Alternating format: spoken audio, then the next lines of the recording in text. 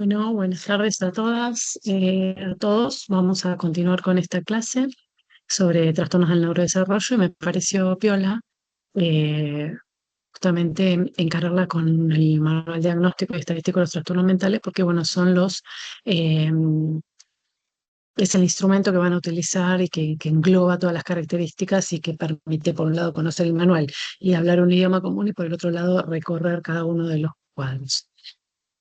Entonces, esta clase se llama Sistemas Clasificatorios y vamos a mencionar que no es el único manual que está publicado. En la actualidad existe el DSM-5 TR, texto revisado, que salió en marzo, si no digo mal, del 23, y la clasificación internacional de las enfermedades en su versión número 11. Eh, la CIE ligada a la Organización Mundial de la Salud y el DSM ligado a la Asociación Psiquiátrica Americana. La pregunta ahí es por qué usar estos manuales, o sea, cuál es la importancia de usar estos manuales y bueno, lo que dije anteriormente, que es que tener consensos respecto de cómo se diagnostica un cuadro permite hablar un idioma común. Y hablar un idioma común, por un lado, permite diseñar terapéuticas adecuadas, pero además también que la investigación avance, la investigación sobre estos cuadros. ¿Cuáles son las características del manual? Bueno, la primera característica o la característica que atraviesa todo el manual es que es ateórico y aetiológico, ¿sí? Aetiológico significa que no buscas las etiologías, las causas de los cuadros que contempla, y ateórico significa que no está basado en ninguna teoría puntual, si bien esto es relativamente así, porque en el encuentro que tuvimos el otro día les mencioné que, por ejemplo, todo lo que era el eje 2 de los trastornos de la personalidad hasta la versión 5 estaba dirigido por Teodoro Milon, que es el autor de las pruebas MIPS, MSMI, MAPI, MATSI, etcétera. Entonces, los trastornos de la personalidad que existían y siguen existiendo en este manual son una copia idéntica de su teoría. Pero lo que está diciendo es que no se basa en una única teoría y no se basa en una teoría de rajatabla. Em, el objetivo principal es ayudar a los teóricos, a los profesionales de la salud a realizar una evaluación clínica, formular un caso, diseñar un tratamiento perfectamente documentado para cada individuo. El enfoque es descriptivo, pero ha ido virando a un enfoque más clínico. En realidad, hasta la última versión, hasta la última aparición, los criterios eran categoriales y se ha ido también ayornando a criterios más dimensionales, con la aparición del concepto de espectro autista, de espectro de esquizofrenia, de espectro obsesivo compulsivo, etc. Para todos los cuadros se establece especificadores de gravedad. Para todos los cuadros que corresponde, establece especificadores de gravedad. Habla del curso, a los subtipos y menciona, o es esperable mencionar el estado actual. Describe síndromes característicos cuyos signos y síntomas apuntan a un trastorno subyacente con una historia de desarrollo característica, unos factores de riesgo biológico, ambientales, unas correlaciones neuropsicológicas y fisiológicas y un curso clínico típico. Acá es importante mencionar que digamos, cuál es la diferencia entre, que ya lo mencioné el otro día en la clase de personalidad, la diferencia entre un trastorno y un síndrome. O digamos, un signo es un observable. Eh, un síntoma es algo que está en egodistonía con el yo de la persona. Un síndrome es un conjunto de signos y síntomas, y un trastorno es un conjunto de signos y síntomas, o sea, de un síndrome con mayor estabilidad temporal. Por lo tanto, por eso los diagnósticos inicialmente tienen que ser provisorios y presuntivos hasta tanto se constate justamente esa perdurabilidad, esa estabilidad temporal. Para establecer un diagnóstico de trastorno mental no basta entonces comprobar la presencia de los criterios, porque se debe sumar a esto el juicio clínico y la historia clínica de esa persona.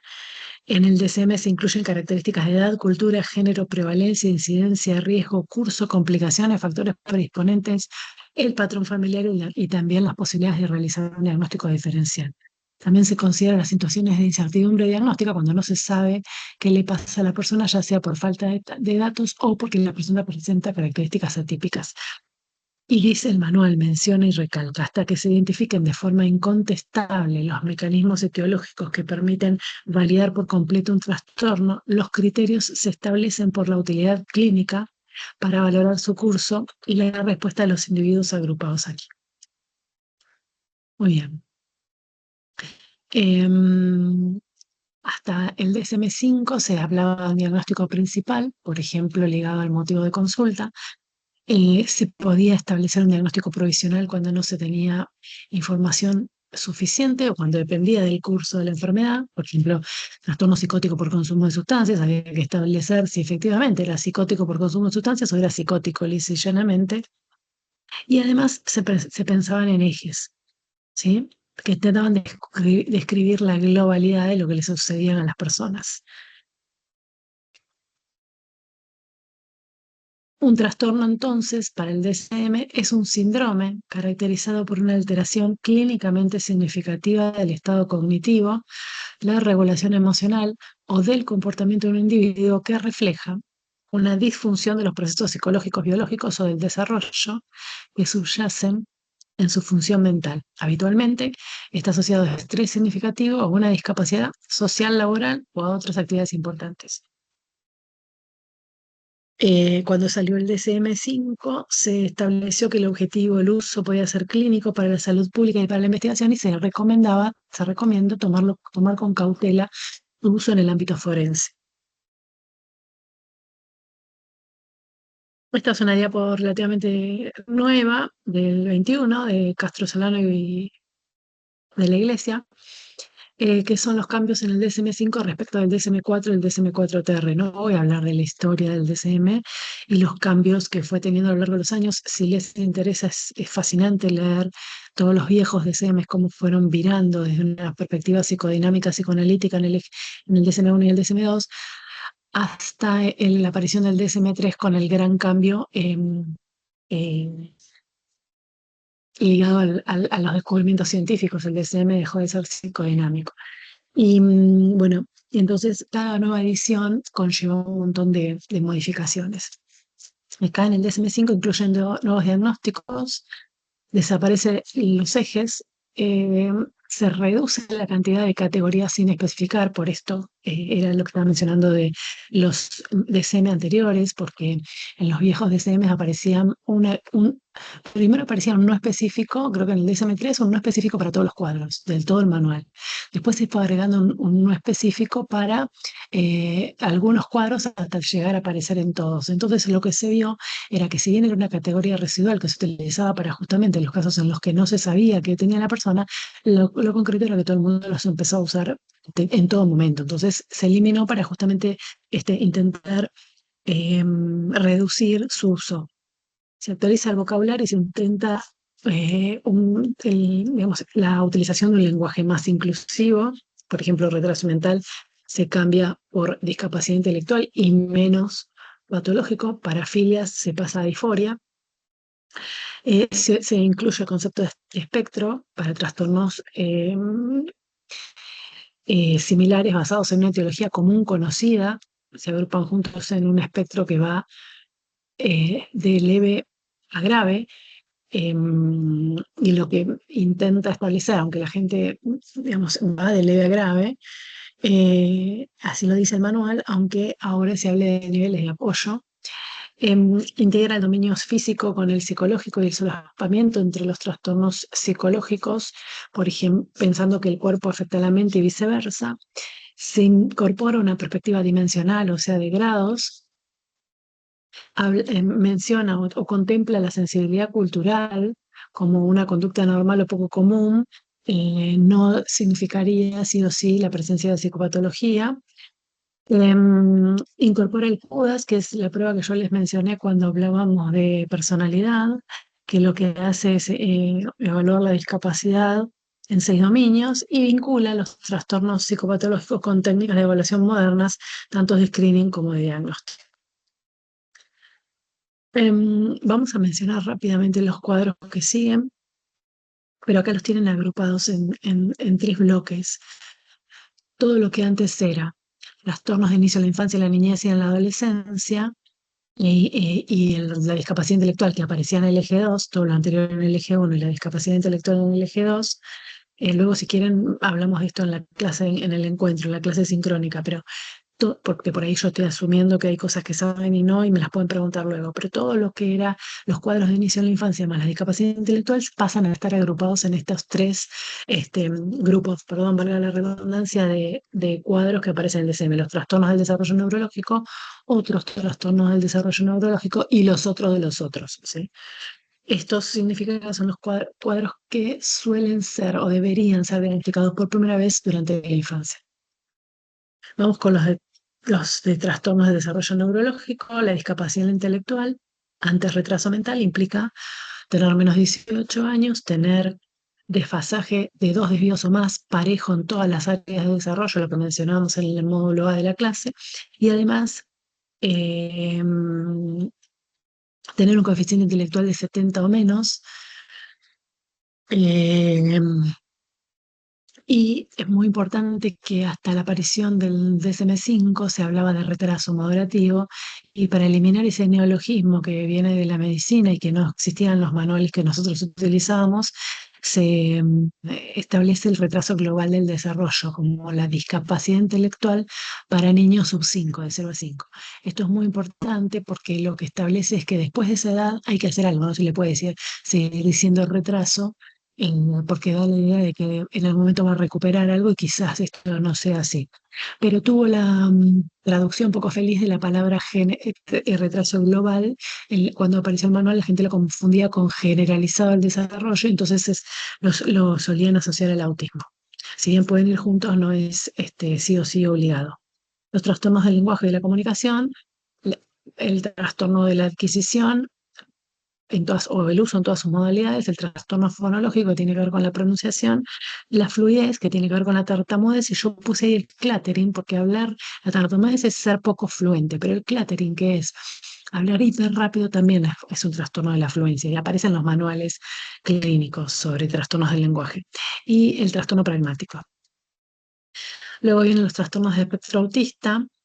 Es el desarrollo normal o deteriorado en forma acentuada en la interacción social y en la comunicación, así como un repertorio de actividades e intereses marcadamente limitado. A partir del DSM-5 aparece en este grupo de criterios lo que tiene que ver con lo sensorial, lo que tiene que ver con las funciones ejecutivas, con lo que tiene que ver con la inflexibilidad y con las rutinas. Desaparece la subclasificación, autismo, síndrome de Asperger desintegrativo, eh, síndrome de Rett no especificado. Se establece a nivel de gravedad, que ahora lo llaman niveles de apoyo. Se tiene que consignar si hay o no discapacidad intelectual concomitante y si hay o no trastorno de la comunicación. En el DSM anterior no se podían poner los dos diagnósticos juntos, el de autismo y el de comunicación. Hay que establecer si está asociado a enfermedad médica o genética, como por ejemplo X frágil, y también si está asociado a otro trastorno neurológico. El trastorno por déficit de atención con o sin hiperactividad es una pauta persistente de inatención e hiperactividad e impulsividad que es más frecuente y grave que en la que se observa en el común de los niños. Existe el subtipo inatento, el hiperactivo impulsivo y el combinado. También establece severidad, menciona el curso, eh, y hay que establecer justamente cuál del predominio de qué. Los trastornos del aprendizaje incluye los trastornos que aparecían en el DSM-4, el funcionamiento académico considerablemente por debajo de lo esperado, dada la edad cronológica del niño, la medición de la inteligencia y la educación adecuada para la edad. Establece severidad y explica cómo se debe registrar esto, que es mencionando cada uno de las dificultades para cada uno de los subtipos: lectura, escritura o cálculo. Esto es muy importante porque, por un lado, la educación adecuada para la edad, hay que establecer que si un niño está en cuarto grado y todavía no lee, deberíamos, antes de poner el diagnóstico, ponernos a pensar si es que tuvo una educación adecuada a su edad, porque si desde hace 4 que va a la escuela no entiende nada, yo no creo que ella se pueda considerar una educación adecuada.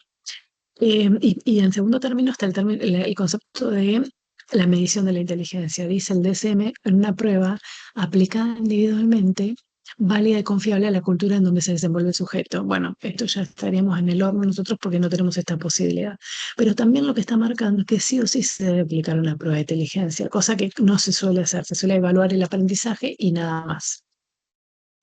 Bueno, los subtipos de trastorno de aprendizaje son con dificultades en la lectura, para la precisión, la velocidad, la fluidez y la comprensión, en la expresión escrita, referida a la exactitud ortográfica, gramática y puntuación, claridad y organización en la expresión, en los escritos, en la expresión escrita, y en las matemáticas para el aprendizaje numérico, en la memorización de hechos aritméticos, el cálculo exacto y el razonamiento matemático.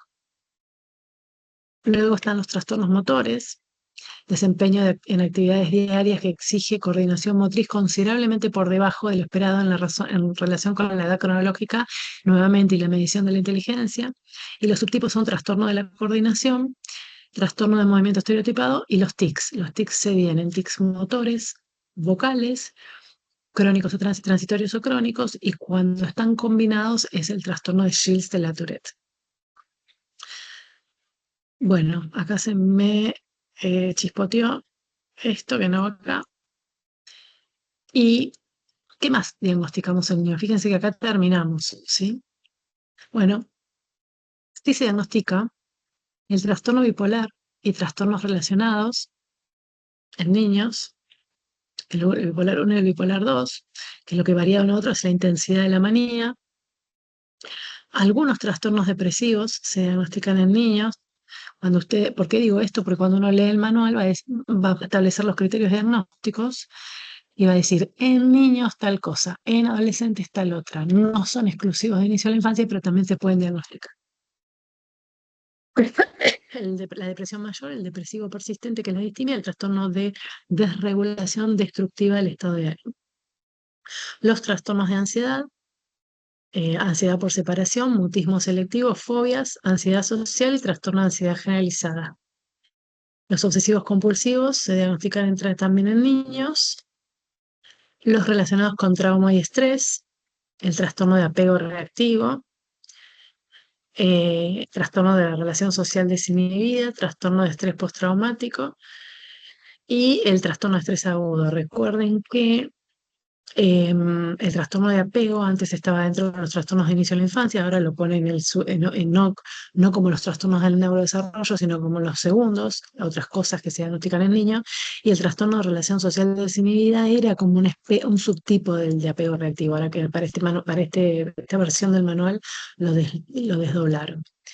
Los trastornos del alimento, del consumo de alimentos, pica, que es comer cosas no comestibles, rumiación, que es conservar la comida en la boca mucho tiempo después, por ahí a la mañana, en la comida de la noche anterior. Anorexia nerviosa y teria, que es trastorno de evitación, restricción de la ingestión de los alimentos. Acá es muy importante los diagnósticos diferenciales con el autismo, ¿sí? Porque es muy común que los niños con autismo coman cosas no comestibles, permanezcan con comida en la boca. Muchas adultas autistas tienen una especie de anorexia, bueno, hay que explayarnos con esto y no tenemos tiempo, y teria, el trastorno de evitación, restricción de la ingestión alimentaria, suele ser un componente frecuente en las mujeres adultas autistas por la selectividad que tienen más que por tener un trastorno de la imagen corporal. Bueno, esto ya lo expliqué, así que no vamos a detenernos. La enuresis y la encopresis, que son los trastornos de la excreción, acá tienen establecidos intervalos a partir de los cuales en momentos, cortes de edad, a partir del cual se le empieza a prestar atención, porque muchas veces es incorrecto establecer o llamar a algo trastorno cuando en realidad lo que hubo fue un mal aprendizaje del hábito. Por eso están esas dos edades. Los trastornos del sueño de vigilia, el insomnio y la narcolepsia. Y los trastornos depresivos de regulación destructiva,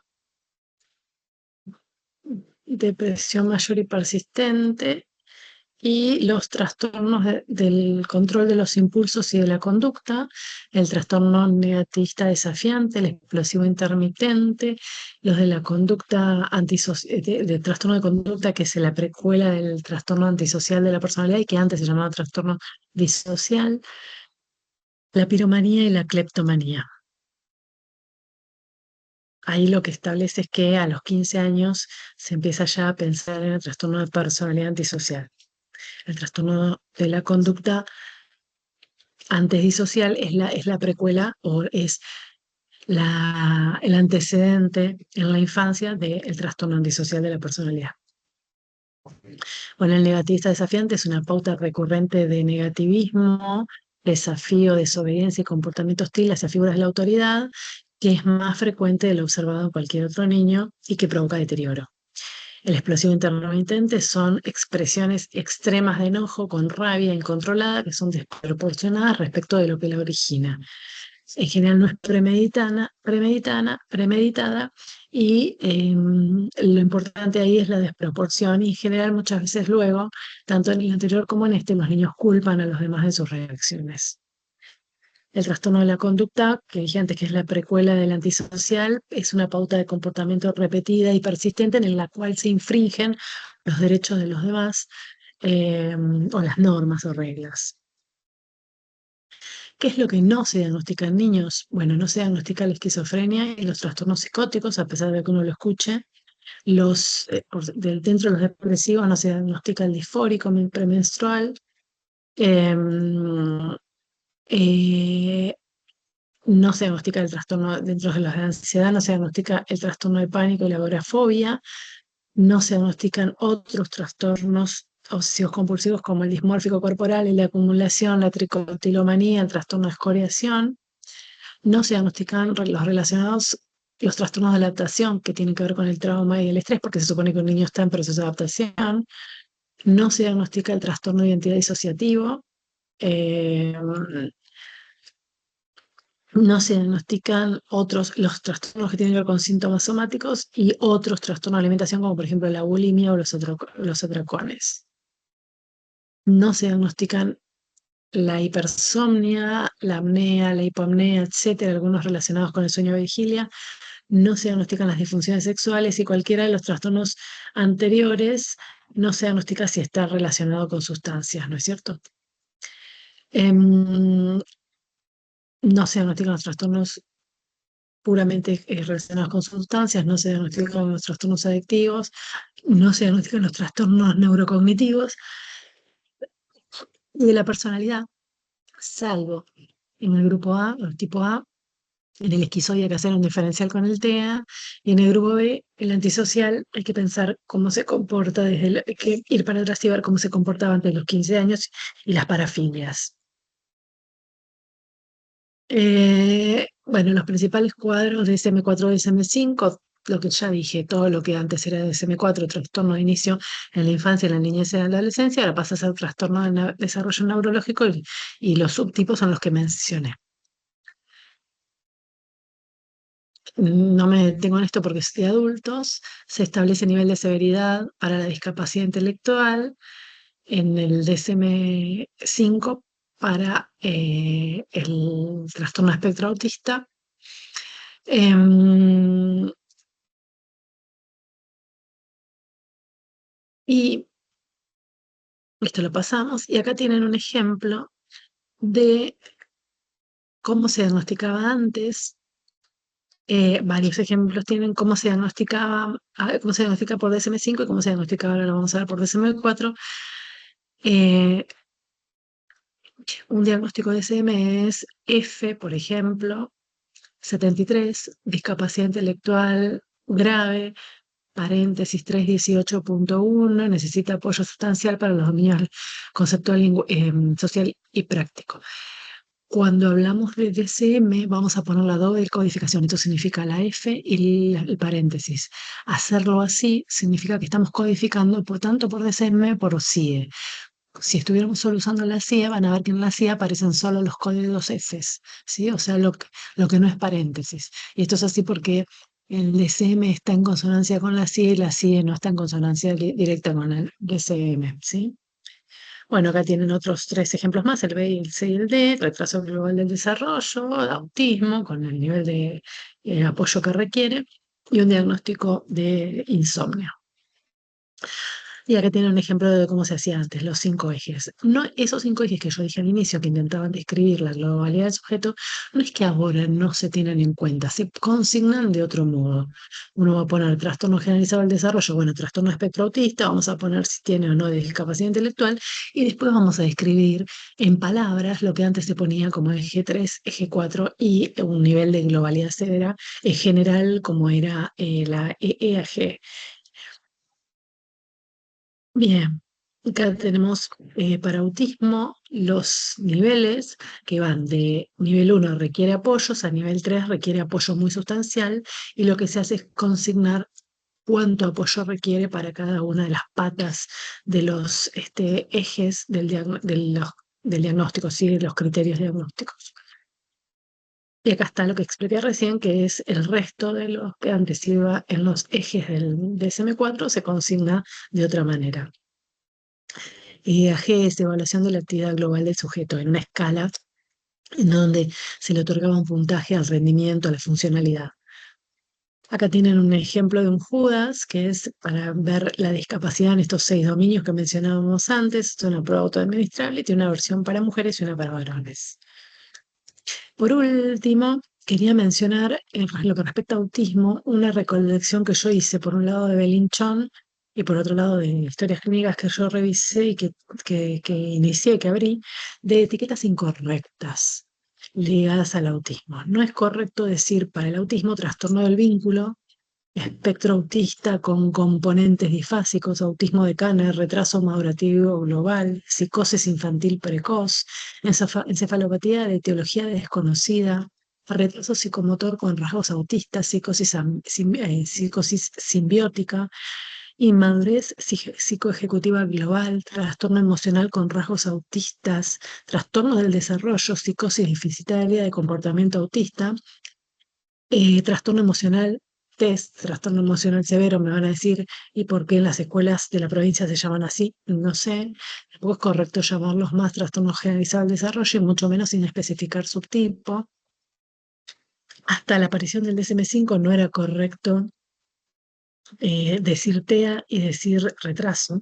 Retraso moderativo, retraso global, tampoco se diagnosticaba la psicosis, tampoco sigue sin hacerlo, no es correcto diagnosticar psicosis, tampoco es correcto hablar de pinceladas o rasgos autistas, tampoco era correcto poner trastorno generalizado de desarrollo con trastorno del lenguaje, bloqueo emocional, autismo en segundo grado, cascarón autístico, trastorno generalizado del desarrollo cuando no se lo evaluó, o sea, por presunción, y las plurietiquetas. Hay un artículo muy piola cuando apareció el DSM-5 que habla de la cantidad de etiquetas que se le pone a una persona y hay un librazo que es de una de las personas que se desprendió de los comités revisores del DSM que se llama Pincus, el libro es Somos todos enfermos mentales. Yo los recomiendo a los dos para hablar de la polémica DSM.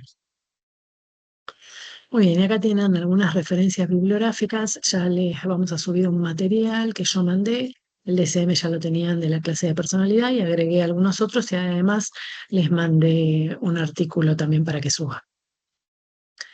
Muchas gracias. Nos vemos en la clase de sincrónica.